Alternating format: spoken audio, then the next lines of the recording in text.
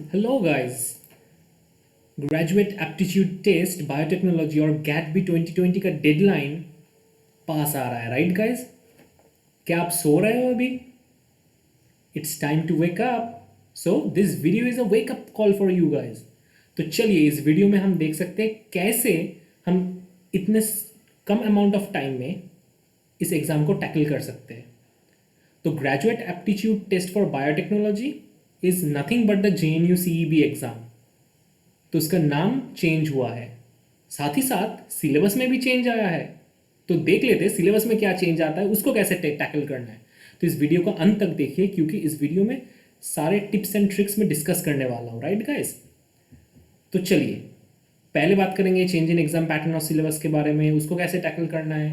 और आपका दिमाग में तो आ रहा है कि एक महीने में इतना ड्रामेटिक चेंज को कैसे हम टैकल करेंगे, right?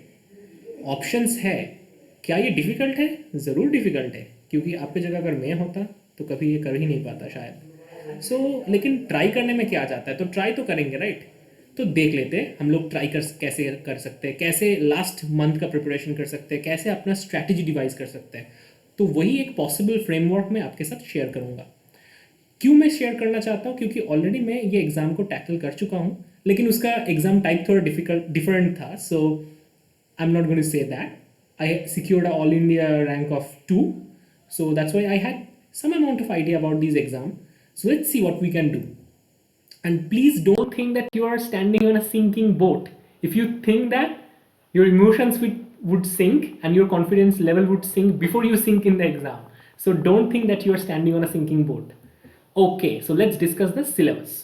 So few topics you already know which were previously there in the JNU CEB exam or IIT JAM.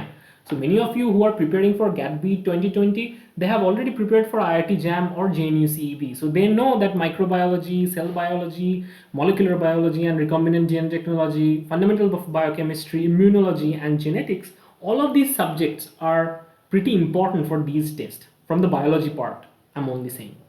But there are few new additions in this new GAT-B exam, right?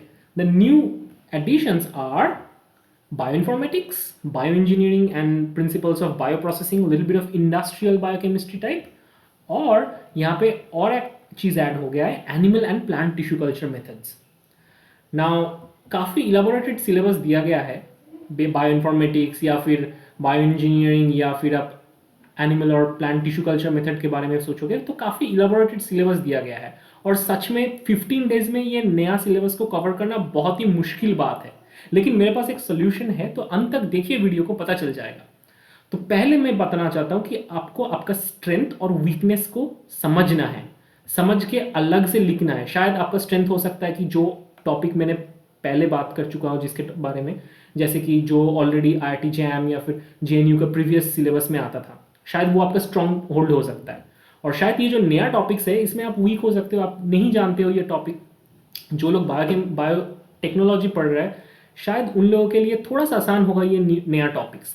कुछ कुछ चीज़ शायद उन लोगों का course curriculum में है, लेकिन उसमें डरने वाला कोई बात नहीं है। अगर आप दूसरा कोई कोर्स लेके पढ़ रहे हो, डरने का कोई बात नहीं है। तो लिखते हैं पहले अपना स्ट्रेंथ और वीकनेस को। आप खुद को आइडेंटिफाई करना है, आपका स्ट्रेंथ क्या है, वीकनेस क्या है। मुझे पता नहीं है कि आपका स्ट्रेंथ सेल बायोलॉजी है या फिर मॉलिक्यूलर बायोलॉजी है, लेकिन आपको पता है ना। तो आप लिखो आपका स्ट्रेंथ क्या है और वीकनेस भी लिखो, कहाँ पे आपका डर लगता है। तो ये एनालिटिक्स बहुत ही इंपॉर्टेंट है क्योंकि यही आगे जाके आपको हेल्प करेगा। और जो नया टॉपिक है उसके लिए एक फिक्स टाइम कर लो, दिन का ज़्यादा देना नहीं पड़ेगा, 1 घंटा एक फिक्स टाइम कर लो। और हर दिन, अभी तो लगभग एग्जाम 20 डेज अहेड है, तो 20 डेज में हर दिन वो टॉपिक को थोड़ा थोड़ा पढ़ो।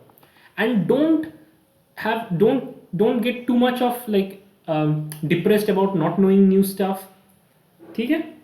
तो अगर हो सके तो पढ़ो, ना हो सके तो छोड़ो, कोई प्रॉब्लम नहीं है। क्योंकि मैं बोलता हूँ उसके बाद जो टॉपिक तुमको ऑलरेडी पता है, एक्टिव लर्निंग करो वो टॉपिक लेके। पता नहीं कैसे एक्टिव लर्निंग करोगे? तो देखो मेरा जो यूट्यूब चैनल है वहाँ पे हर एक टॉपिक जो कि हम लोगों ने पहले डिस्कस किया है, हर एक टॉपिक प्लेलिस्ट के आकार में है। अभी आई बटन में क्लिक करो तो सारा प्लेलिस्ट आपके सामने आ जाएगा। हर एक वीडियो 5 से 10 मिनट का है, तो आपका एफिशिएंट रिवीजन होगा और आपको उतना बुक्स पढ़ने का ज़रूरत भी नहीं. Believe me guys, all of these topics are crafted for any kind of exams or revising the concepts, which is specially helpful before the month of exam. Now अभी आपको क्या करना चाहिए? अगर आप टाइम डिस्ट्रीब्यूशन पूछोगे मेरे को, तो शायद मैं एक एग्जाम्पल दे सकता हूँ. शायद बायोलॉजी को आप एक दिन में 1.5 घंटा पढ़ो, 1 घंटा रीडिंग करो, active reading, not that passive reading. आप बुक लेके बैठ गए और पढ़ना चालू किए, नोटिफिकेशन आते रहा और 1 घंटा पढ़ा, वेस्ट हुआ. ऐसे नहीं पढ़ना है. आपको एक्टिव रीडिंग करना है. जैसे वीडियोस देखो, रिवाइज करो, कुछ लिखो, somehow get yourself more involved and engaged. That would help you. And practice. If you don't practice, you are not retrieving the thing that you have learned. So you have to practice 30 minutes. So first train for 1 hour and then practice for 30 minutes. Okay, recapitulation बहुत ज़रूरी है. Chemistry, physics और maths हर दिन में, मतलब chemistry और physics को आप 30 मिनट करके पढ़ सकते हो, उसका थ्योरी और उसका इंपॉर्टेंट कॉन्सेप्ट, जो इंपॉर्टेंट फॉर्मूला देखना है, और थोड़ा प्रॉब्लम्स प्रैक्टिस करो. कहाँ से करना है मैं अलग से लिंक दे दूंगा डिस्क्रिप्शन में. उसी बुक को मैंने फॉलो किया था, तो आप भी कर सकते हो, या फिर आई बटन पे क्लिक करो, उसके बारे में बात कर सकते हैं. मैथ्स को रीडिंग करने का तो अलग से कुछ ज़रूरत नहीं है, लेकिन मैथ्स का कुछ इंपॉर्टेंट फॉर्मूलाज है जहाँ से क्वेश्चन बहुत ज़्यादा पूछा जाता है. तो 30 मिनट जाके एवरी डे वो फॉर्मूलाज को तुम अपने आंखों के सामने देखो. That would really help you to associate. And sometime some problems are as easy as just formula based problems, तो उसको सॉल्व करना आसान है, लेकिन सिर्फ आपको फॉर्मूला पता होना चाहिए. तो every day get some practice session. So 5 hours every day of the old topics would really help you to boost your confidence. अभी देखो गाइस, कॉन्फिडेंस का ही खेल है ये, क्योंकि अभी सिलेबस चेंज हो गया है और कोई भी इसके लिए प्रिपेयर्ड नहीं है. आप जितना अनप्रिपेयर्ड हो, और एक बंदा जो एग्जाम दे रहा है उसके लिए सिमिलरली वो अनप्रिपेयर्ड है. किसी को पहले से पता ही नहीं था, राइट?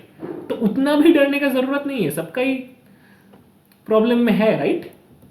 अभी आता है नया टॉपिक्स, तो हर दिन सुबह उठ के फ्रेश माइंड में I think you can keep reading these new topics and side by side you can make notes. So keep 1 hour for the new topics and make side by side notes that you can revisit and efficiently relearn from those notes. That is important, right? Now इसी situation में आपको बताना चाहता हूँ, पुराना जो topic है, जो आपका स्ट्रेंथ है, उसको रिवाइज करना मत भूलो. उसको रिवाइज करने में कोई भी गलती मत करो, because you are going to appear for this battle using your strength, not your weakness. You have to visit your weakness, but you have to make your stronghold even stronger. तो एक fine balance दोनों topic के बीच में रहना बहुत ही ज़्यादा ज़रूरी है. कौन सा आपका स्ट्रॉन्ग होल्ड है, कौन सा आपका वीक होल्ड है, मुझे पता नहीं है, आपको ही पता करना पड़ेगा. ये कस्टमाइज स्ट्रैटेजी है, राइट? तो उसको ही आपको एफिशिएंटली यूज़ करना है. क्योंकि अब सोचो, नया टॉपिक ओनली 30% होगा, ओल्ड टॉपिक तो 70% है. अभी ये 30% करने का चक्कर में 70% में भूल गया और अच्छे से रिवाइज नहीं कर पाया. So I had a huge loss on that. Then तो 2 नाव ही डूब जाएगा, राइट गाइज?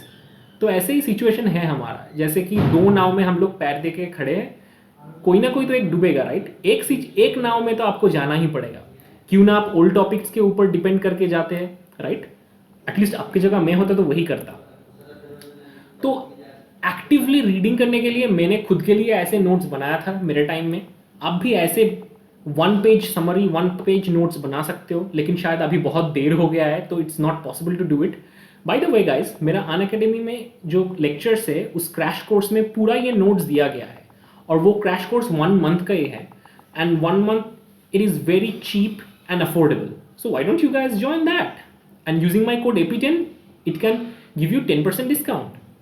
तो बेसिक जो टिप्स एंड ट्रिक्स है, उसके मैं एक ही चीज़ बोलना चाहूँगा, अगर आपका बेसिक्स क्लियर हो, कोई आपको रोक नहीं सकता है. लेकिन डेली प्रैक्टिस करना बहुत ज़रूरी है.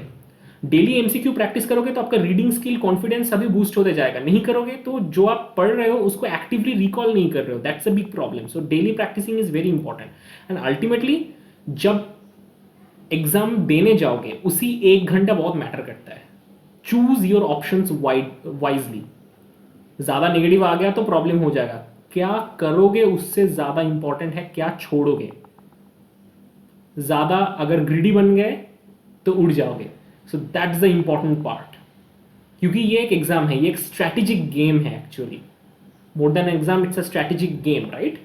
तो अभी अगर बायोलॉजी का सब्जेक्ट मैटर को वेटेज एनालिसिस करेंगे तो देखेंगे कि molecular biology, cell biology, biochemistry, microbiology, immunology, ecology, physiology, सब भी इंपॉर्टेंट है, लेकिन सबसे ज़्यादा जो इंपॉर्टेंट है according to the previous years analytics is the molecular biology, and you might say ecology, evolution, and cell biology. These kind of things are very important. These topics you need to have very good idea. अभी इसका तो सब topics है, सारे का सारे सब topics मेरा यूट्यूब चैनल में मिल जाएगा, तो just click on it and you would get everything and anything in that playlist is important ना। अभी बेस्ट रिसोर्स क्या हो सकता है इस 15 दिन के लिए? अगर ये बुक्स आप फॉलो करते हो तो ये बहुत ही हेल्पफुल होगा, स्पेशली बायोटेक्नोलॉजी या प्रॉब्लम अप्रोच जो कि प्रणव कुमार का बुक है। ये वाला बुक काफ़ी इंटरेस्टिंग है और काफ़ी प्रिसाइज है ये सेक्शन को, नया टॉपिक्स को डील करने में। तो अगर आपने ये बुक ले लिया, अगर आपके पास है या फिर नियर बाई स्टोर्स में अवेलेबल है, तुरंत उठा के पढ़ सकते हो। या फिर ये जो 2 बुक है लाइफ साइंसेज का, इसका सेकंड पार्ट में या फिर फर्स्ट पार्ट में भी बायोटेक्निक्स पार्ट में थोड़ा इंडस्ट्रियल बायोकेमिस्ट्री भी थोड़ा थोड़ा दिया गया है, राइट? तो उसी से भी आपको थोड़ा आइडिया हो जाएगा। अभी ज़्यादा टाइम भी आप स्पेंड नहीं कर सकते उसके ऊपर, राइट? क्या करें? फिजिक्स का सब्जेक्ट वेटेज एनालिसिस करेंगे तो मैकेनिक्स और वेब से बहुत ही ज़्यादा क्वेश्चन पूछा जाता है। उसके बाद छोटा एक रिलायबल टॉपिक है मॉडर्न फिजिक्स, लेकिन उससे क्वेश्चन आसान पूछा जाता है, लेकिन बहुत ही रिलायबल है वो। केमिस्ट्री की बात करें तो केमिस्ट्री में ऑर्गेनिक केमिस्ट्री बहुत ही ज़्यादा उन लोगों का इंक्लिनेशन है ऑर्गेनिक केमिस्ट्री में, लेकिन पता नहीं इस ईयर क्या होगा। सो जो भी केमिस्ट्री में आपका स्ट्रॉन्ग होल्ड है उसको आप अभी पॉलिश करो, जो आपका वीकनेस है भूल जाओ उसके बारे में। अगर आप फिजिकल में स्ट्रॉन्ग हो, फिजिकल को बहुत अच्छे से पॉलिश करो, इनऑर्गेनिक में स्ट्रॉन्ग हो तो पॉलिश करो। ऐसे ही करना पड़ेगा लास्ट 1 महीने में।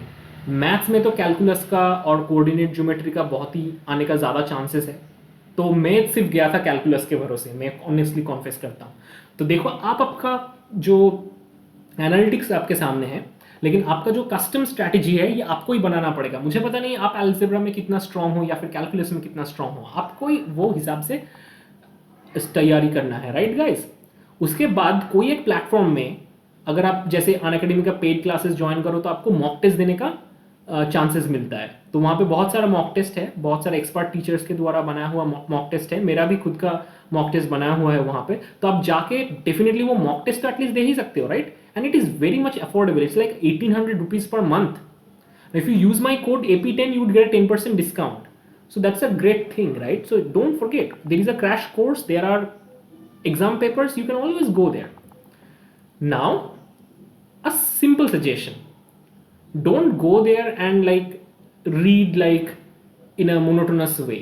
Listen music, listen a soothing music that would help to keep your attention. Otherwise, at least for me, I feel very sleepy. I don't know about you.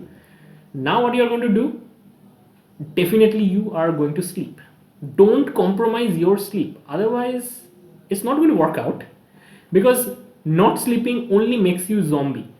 But before sleeping guys, it's a very good practice to recall that what you have learned in this day, just to recall passively. It would really help you, and next morning when you wake up, try to recall it again. It really helped me a lot. Try these guys. So I hope you've enjoyed this video. If you like this video, give it a thumbs up. If you have a specific question, comment में ask कर लो guys. Thanks for listening.